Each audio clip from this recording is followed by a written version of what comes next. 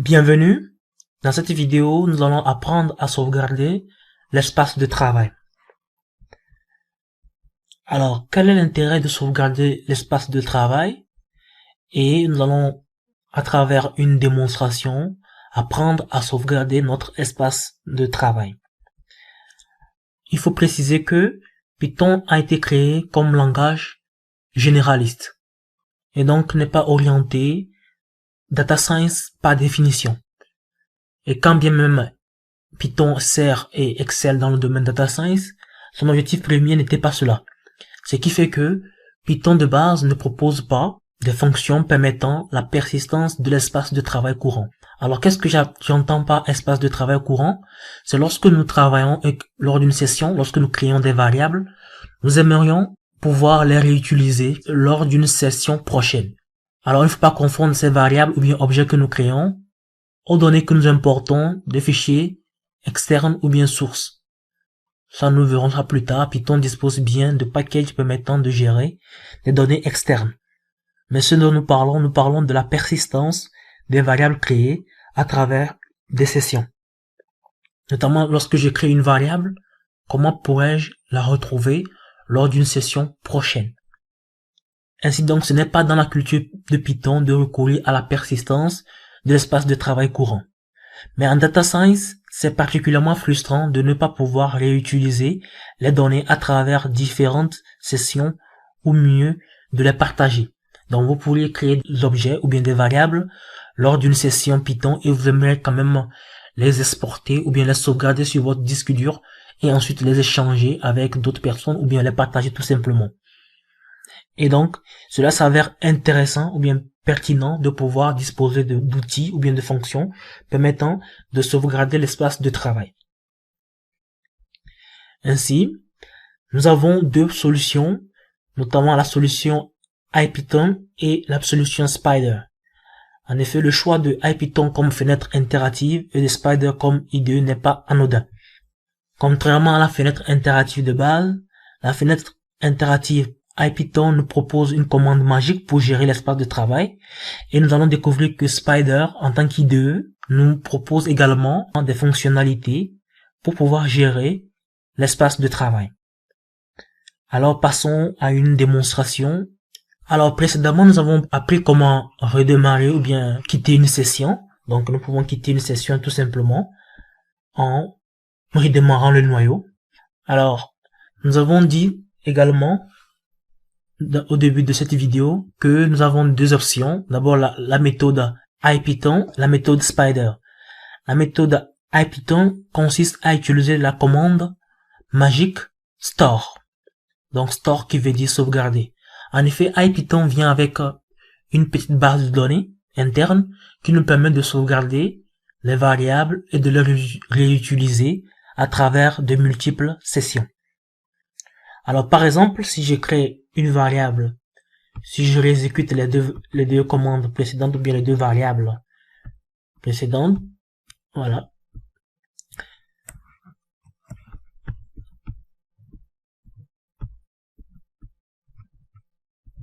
Elles apparaissent ici, mais si je redémarre la session, ces deux variables seront entièrement effacées. Et donc il me serait impossible de les réutiliser dans la session prochaine.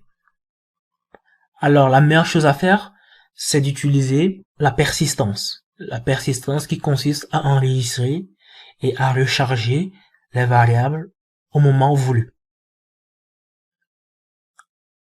Alors nous allons faire avec la commande store. Donc je fais store. Donc avec store, je peux enregistrer la variable 1 par exemple. Ce qui est fait. Donc à ce niveau, nous pouvons par exemple redémarrer le noyau pour comprendre ce que store fait. Donc nous redémarrons le noyau. Voilà, nous avons redémarré le noyau. Comme on peut le voir dans l'explorateur de variables, il n'y a rien, mais on peut quand même essayer de vérifier. Essayons d'appeler la variable 1. Il y a erreur. La variable 2. Également, il y a erreur. Ou bien nous pouvons utiliser la commande whos pour voir quelles sont les variables que nous avons créées. ou bien les variables qui sont enregistrées en mémoire. Il n'y a aucune variable, évidemment parce que nous avons redémarré notre noyau Python. Alors, comment retrouver les variables que nous avons, ou bien la variable que nous avons enregistrée? Nous faisons store R. Une fois que nous avons saisi store R, donc nous voyons que notre variable précédemment stockée réapparaît. Donc voilà comment on peut faire cela. Donc, mis à part cela, nous pouvons faire store et enregistrer une variable dans un fichier spécialement. Ou bien la valeur d'une variable dans un fichier spécialement. Donc par exemple, je vais enregistrer cette variable. Je vais plutôt créer une nouvelle variable, par exemple, x égale, par exemple, x égale à, disons, 2 au cube. Ce qui nous donne naturellement 8. Et nous pourrions, par exemple, stocker la valeur de x dans un fichier avec store, donc store x x.x. Nous allons enregistrer x dans le fichier appelé x d'extension texte. Donc nous faisons entrée, ce qui est fait. Et nous pouvons créer notre variable y qui elle vaut, disons, 45. Et nous pouvons également l'ajouter dans le même fichier que xtx, ou bien créer carrément un nouveau fichier. Donc c'est plus simple de créer un nouveau fichier pour stocker la variable y, mais nous pouvons plutôt l'ajouter au fichier précédent, tout simplement sans créer un second fichier, en saisissant 2 fois le signe supérieur. Donc xtx. Hop, désolé. Je pense qu'il y a une erreur, il faut faire espace, et voilà. C'est enregistré. Donc nous pouvons facilement aller consulter notre fichier texte qui est là, qui est enregistré dans notre répertoire ou bien dans notre projet, automatiquement. Donc c'est l'un des avantages de créer des projets plutôt que d'avoir un dossier qui gère individuellement les fichiers. Donc voilà, nous avons 8 et 45. Mais le seul inconvénient relatif à cette méthode, c'est que on n'a aucune indication que 8 était la valeur de x et 45 la valeur de y. Donc ce ne sont que des valeurs qui sont enregistrées à l'intérieur. Par ailleurs, nous pouvons supprimer une variable de la mémoire. D'abord, redémarrons la session pour constater une chose. Dans cette nouvelle session, rappelons qu'avec store R, on peut recharger toutes les variables précédemment stockées. Mais qu'en est-il si nous voulons supprimer une variable? Pour supprimer une variable déjà enregistrée, il faut faire store. Donc faisons store delete var 1.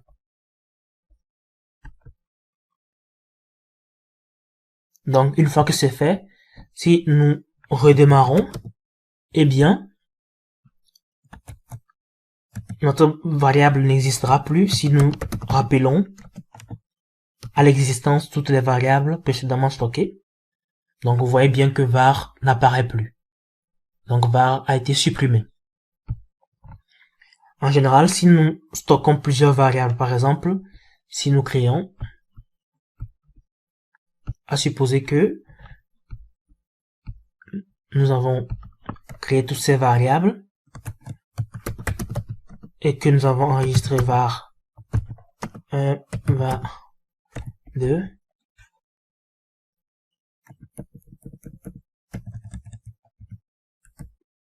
désolé, var 2 enregistré. Donc si nous redémarrons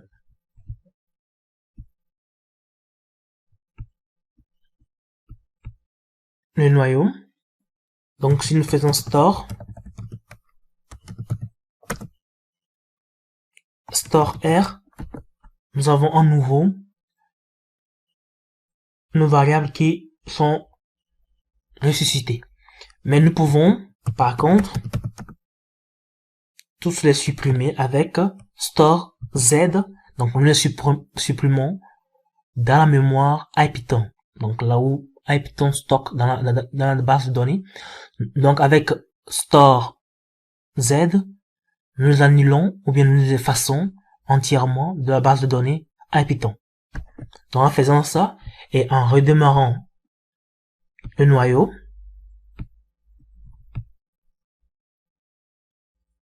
dans une nouvelle session, même si nous faisons store R, rien n'y apparaît.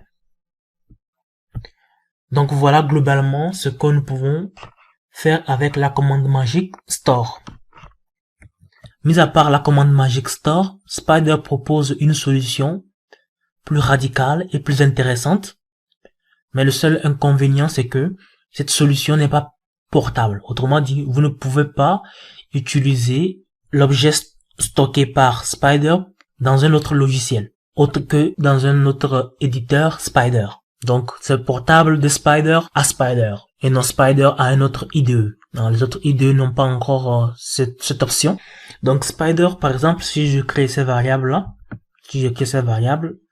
ne vous méprenez pas, ça peut être également des fonctions et autre chose. C'est parce qu'on n'a pas encore abordé les fondamentaux. C'est pour cela que je n'utilise pas encore les fonctions. Mais bon, juste à titre illustratif, contentons-nous des variables.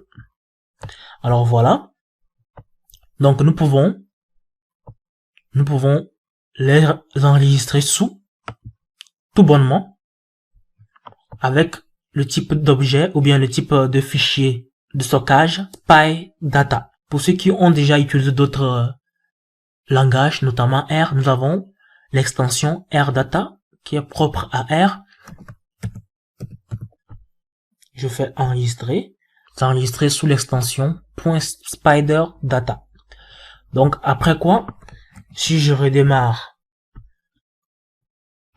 le noyau,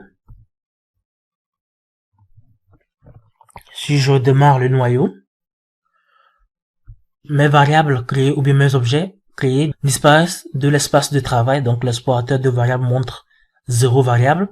Donc nous pouvons tester en tapant whos. Par exemple, nous n'avons rien qui apparaîtra whos. Bien. Donc on dit que l'environnement interactif est vide. Alors pour recharger, tout simplement nous faisons importer et nous sélectionnons données Spyder et nous faisons charger et voilà. Et voilà, nous avons à nouveau nos variables dans l'environnement de travail et nous pouvons facilement les utiliser comme ça. Et donc avec whos, vous les voyez affichés. Donc voilà globalement les deux options dont nous disposons pour mettre en persistance les objets. Bien sûr, il existe d'autres méthodes que vous pouvez difficilement trouver sur Internet, mais pour le moment, voici les meilleures options que nous offrent IPython et Spyder. Donc, en résumé, pour cette vidéo, nous avons appris à mettre en persistance des objets ou variables créés lors d'une session Python et à les utiliser dans les prochaines sessions ou à les utiliser lorsque nous changeons de session sans toutefois perdre les données. C'est également l'occasion d'apprendre à partager les objets et les variables que nous créons nous-mêmes à d'autres utilisateurs ou bien à des collaborateurs. Merci pour votre attention.